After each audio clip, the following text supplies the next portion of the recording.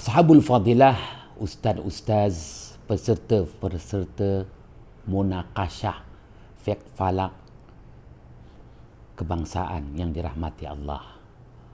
Manazilul Qamar, hentian-hentian bulan, mengikut kedudukan bintang-bintang 12 yang mana Allah sebut dalam ayat yang kelima surah Yunus. Wa qaddarahu manazila lita'lamu adadas sinina wal hisab. Allah jualah yang menentukan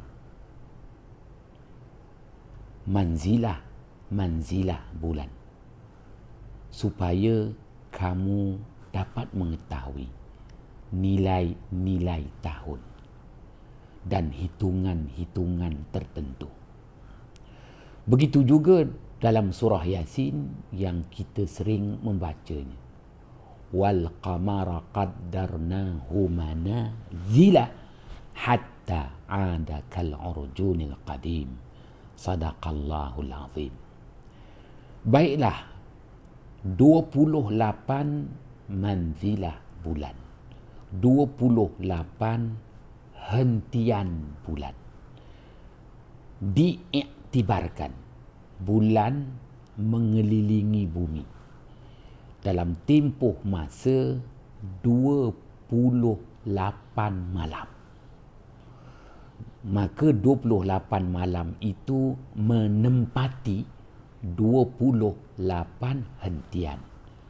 28 hentian itu mewujudkan 28 manzilah, ya, yang antaranya bermula daripada manzilah asyaratain, al-butain, manzilah yang ketiga as-suraya, hinggalah manzilah yang ke-28 disebut batunul hut. Boleh lihat dalam kertas kerja yang saya nyatakan.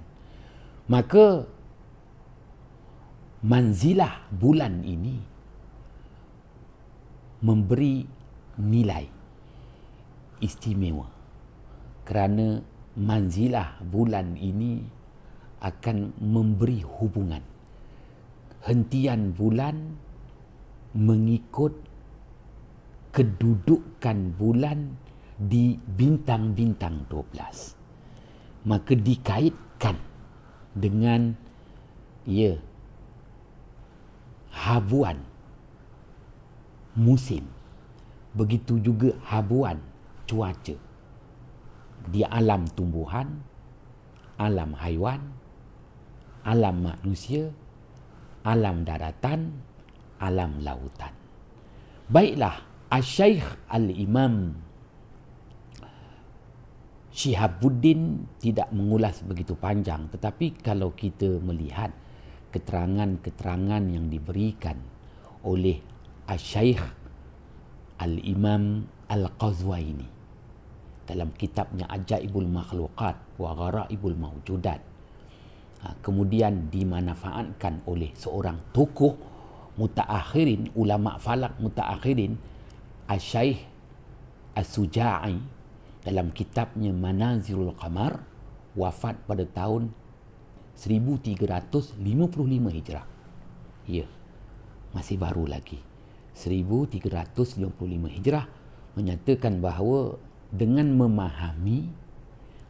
memahami manzilah bulan, ya, bulan berada di manzilah mana, khususnya pada ketika fasa bulan. Contoh, kita ambil fasa bulan marahilul qamar hilaliyah, ya, ketika detik kemunculan hilal anak bulan. Bulan berada di manzilah apa? Dia menyatakan kalau bulan berada di manzilah as-suraya, manzilah yang ketiga, daripada manzilah asyaratain, al-butain, as-suraya.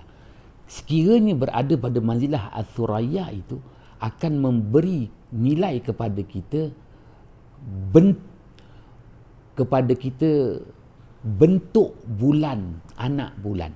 Sebab ada anak bulan itu mu'tadilatan.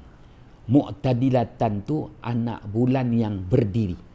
Anak bulan yang berdiri. Apabila dua, kita kata tanduknya, dua tanduknya itu mustawiyan, dia bersamaan.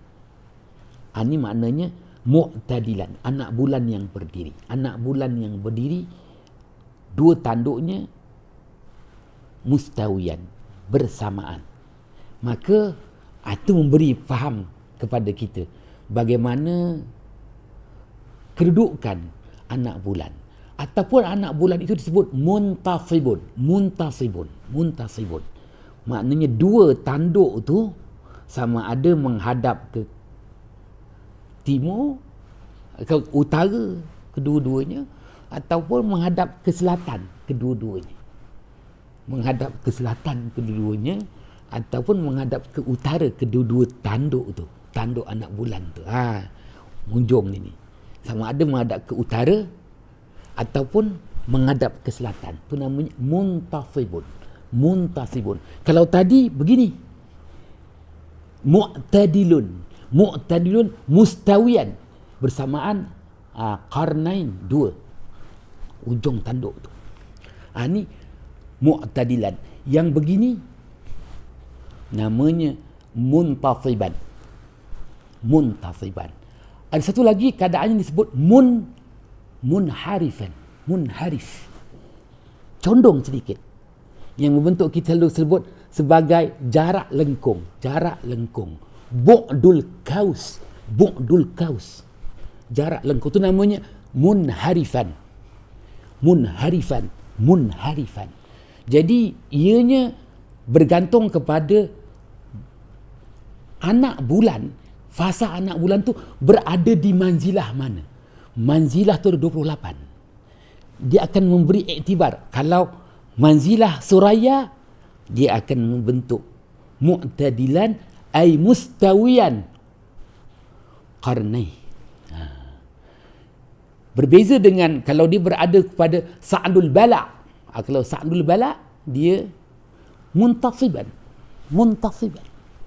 Begitu juga kalau dia berada pada manzilah yang disebut sebagai manzilah antaranya manzilah seperti al-ghafru. Al-ghafru nanti dia munharif. Jadi begitu telitinya, maknanya ulama-ulama terdahulu dalam memberi penilaian terhadap jirim-jirim langit yang ianya menjadi dalil kepada manusia yang menjalani hidup di muka bumi. Sekadar itu dulu yang dapat kita kongsikan. Semoga Allah Subhanahu wa taala merahmati majlis pada hari yang berbahagia ini. Wabillahi taufiq wal hidayah. Wassalamualaikum warahmatullahi wabarakatuh.